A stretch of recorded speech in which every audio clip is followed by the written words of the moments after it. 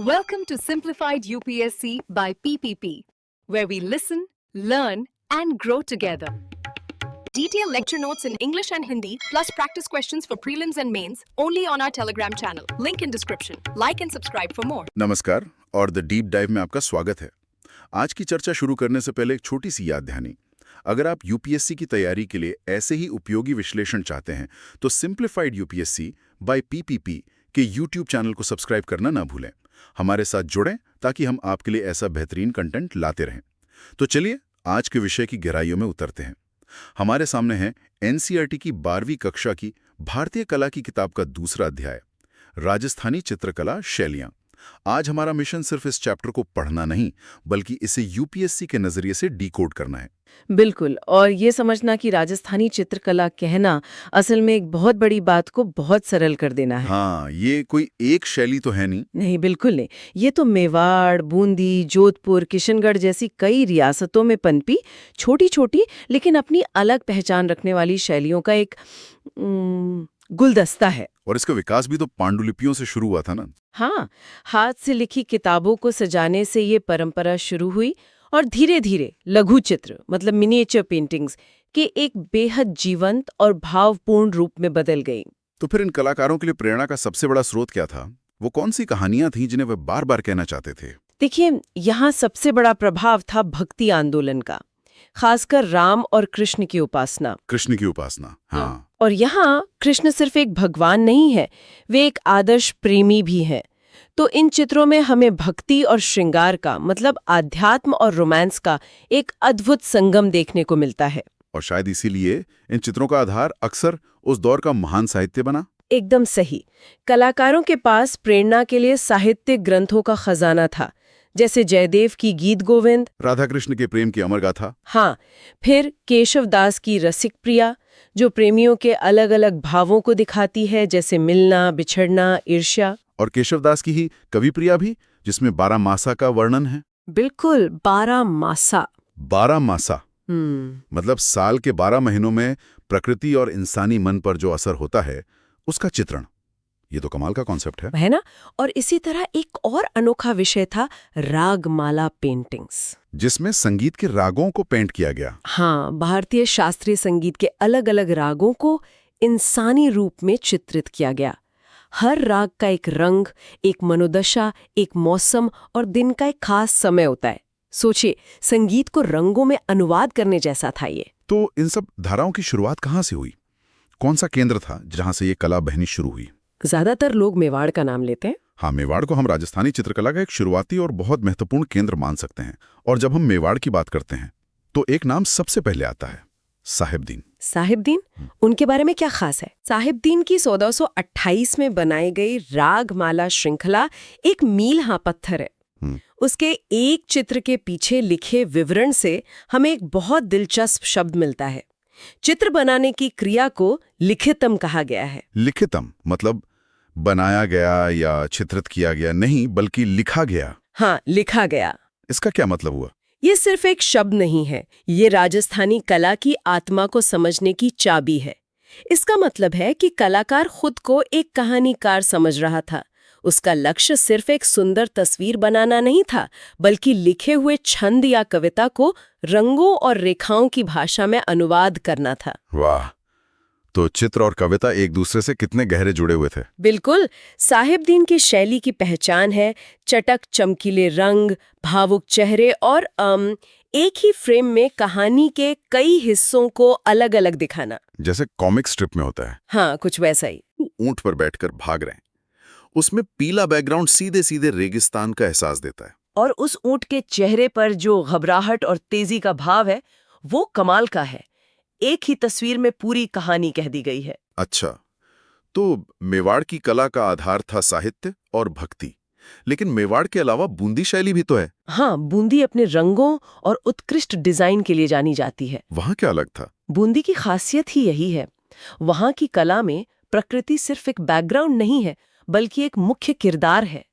भैरवी रागनी का एक प्रसिद्ध चित्र है, हाँ, उसमें आप देखेंगे तो केले के घने पेड़, बादलों से भरा नारंगी आसमान, मंडप में लाल रंग का बारीक इस्तेमाल, ये प्रकृति के प्रति एक गहरा लगाव दिखाता है जो बूंदी को दूसरों से अलग करता है। तो अगर मेवाड़ की पहचान साहित्य है और बूंदी की प्रकृति, तो फिर जोधपुर और बीकानेर की अपनी क्या पहचान थी? दोनों में बहुत बड़ा फर्क है।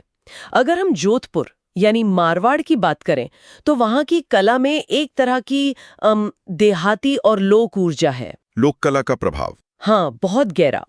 महाराजा मान सिंह के समय में ये शैली खूब फली फूली और रामायण, पंचतंत्र और खासकर ढोला मारू जैसे विषयों को बड़े चाव से चित्रित किया गया। और बीकानेर, वो तो जोधपुर के पास ही है। पास होकर भी कला के मामले में दुनिया बिल्कुल अलग थी। बीकानेर की कला को हम एक कॉस्मोपॉलिटन या अंतर्राष्ट्रीय शैली कह सकते हैं। अंतर्राष्ट्रीय, ऐसा क्यों? ऐसा इसलिए क्योंकि बीकानेर के शासकों ने मुगलों के अधीन दक्कन में लंबे समय तक सेवा की थी, तो वहां के कलाकार अपने साथ मुगल दरबार की नफासत और दक्कन की कला की संवेदनशीलता लेकर आए। अच्छा, तो वहां एक तरह का फ्यूजन हुआ। बिल्कुल। अली रजा और रुकनुद्दीन जैसे उस्ताद कलाकारों ने इन दोनों प्रभावों को स्थानीय परंपरा के साथ ऐसे मिलाया कि एक बिल्कुल नई, बेहद परिष्कृत शैली का जन्म हुआ। आपको वहां मुगल कला जैसी बारीक रेखाएं और हल्के रंग मिलेंगे, लेकिन कहानियां और भाव राजस्थानी ही रहेंगे। ठीक है, अब उस शैली की बात करते हैं जिसके बारे में लगभग सभी ने सुना है, किशनगढ़ और उनकी अमर कृति बनी ठनी। हाँ, बनी ठनी। इसे राजस्थानी चित्रकला का पोस्टर चाइल्ड भी कहा जा सकता है। और ऐसा कहना गलत भी नहीं होगा। बिल्कुल।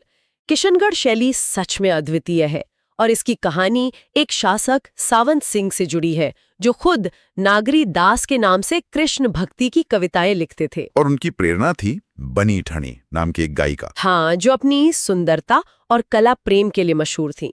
कलाकार निहाल चंद ने सावंत सिंह की कविताओं को आधार बनाकर बनी ठनी को राधा के रूप में चित्रित किया। अप्राकृतिक लगता है। सही कहा। ऐसा इसलिए क्योंकि इसका मकसद किसी असल इंसान को चित्रित करना था ही नहीं। अच्छा। सावंत सिंह एक भक्त कवि थे।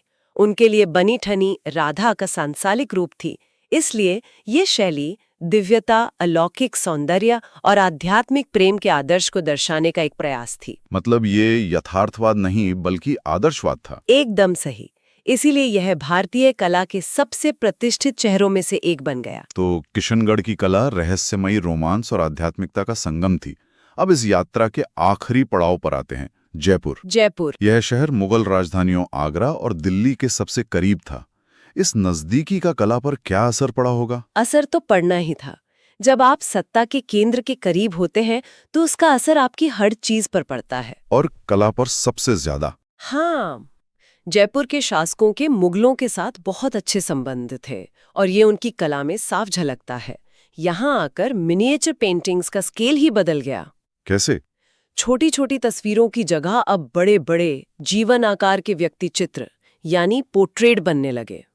यहाँ की कला में आपको मुगल शैली का परिष्कार और राजस्थानी विषयों का मेल देखने को मिलता है। तो ये एक पूरी यात्रा हो गई, मेवाड़ की भक्ति से लेकर जयपुर की शाही भव्यता तक। अब सबसे जरूरी सवाल, एक यूपीएससी अभ्यर्थी को इस सब जानकारी को कैसे समझना चाहिए? ये सबसे महत्वपूर्ण सवाल है। देखिए, यूपीएससी कभी सीधे सीधे ये नहीं पूछेगा कि साहिबदीन कौन थे या बनी ठनी किसने बनाई। हाँ, ये जानकारी आधार है, लेकिन सवाल इससे एक कदम आगे के होंगे। यूपीएससी का जोर तुलनात्मक विश्लेषण पर होता है। जैसे सवाल हो सकता है, बूंदी और किशनगढ़ चित्रकला शैली की मुख्य विशेषताओं में अंतर स्पष्ट करें, या फिर बीकानेर और जयपुर की शैलियों पर मुगल प्रभाव की प्रकृति और सीमा का आलोचनात्मक विश्लेषण करें। मतलब सिर्फ ये जानना काफी नहीं है कि मुगल प्रभाव था, नहीं, बल्कि ये जानना जरूरी है कि वो प्रभाव कैसा था और दोनों जगहों पर अलग कैसे था। बिल्कुल।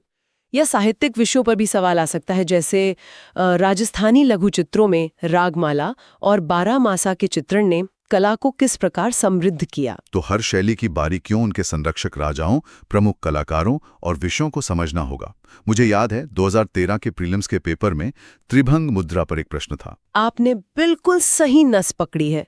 त्रिभंग का प्रश्न दिखाता है कि यूपीएससी ये जानना चाहता है कि क्या अभ्यर्थी कला की इस गहरी सांकेतिक भाषा को समझते हैं। त्रिभंग मतलब शरीर का 3 जगहों से मुड़ना। हाँ, गर्दन, कमर और घुटने से। ये सिर्फ एक पोज नहीं है, ये लय, गति, ऊर्जा और दिव्यता का प्रतीक है, जो हमें कृष्ण के चित्रों में अक्सर देखने को मिलता है। तो सिर्फ नाम याद रखना काफी नहीं, उसकी तकनीकी और दार्शनिक गहराइयों को समझना होगा। एकदम। तो आज हमने राजस्थानी चित्रकला की अलग अलग शैलियों की आकर्षक दुनिया में एक गहरी डुबकी लगाई। हाँ, हमने समझा कि कैसे मेवाड़, बूंदी, किशनगढ़ और जयपुर जैसी जगहों पर कला की अपनी अपनी भाषा विकसित हुई, और कैसे भक्ति और रोमांस के विषयों को खूबसूरती से चित्रित किया गया। और प्रतियोगी परीक्षाओं के लिए इस ज्ञान को कैसे इस्तेमाल करना है। जाते जाते एक विचार छोड़ जाती हूँ। जरूर। सोचिए कि सदियों पहले शाही संरक्षकों के लिए बनाए गए ये चित्र सिर्फ कला के नमूने नहीं थे, वे उस समय के संवाद का एक सशक्त माध्यम थे। इन लघु चित्रों की दृश्य भाषा की तुलना आज हमारे चारों ओर मौजूद विजुअल कम्युनिकेशन से कैसे की जा सकती है, जैसे इंस्टाग्राम की फोटो स्टोरीज या ग्राफिक नॉवल। ये सच में सोचने वाली बात है। क्या आज भी हम कहानियों को वैसे ही कह रहे हैं, बस माध्यम बदल गया है? शायद। और अगर आप यूपीएससी की तैयारी के लिए इसी तरह का गहन विश्लेषण पाते रहना चाहते हैं, तो सिंप्लीफाइड यूपीएससी बाय पीपीपी के यूट्यूब चैनल को सब्सक्राइब करना और उनके साथ जुड़ना ना भूलें। अगली बार तक के लिए अलविदा। Thanks for watching. Follow us on Telegram and Instagram. Don't forget to like, share, and subscribe.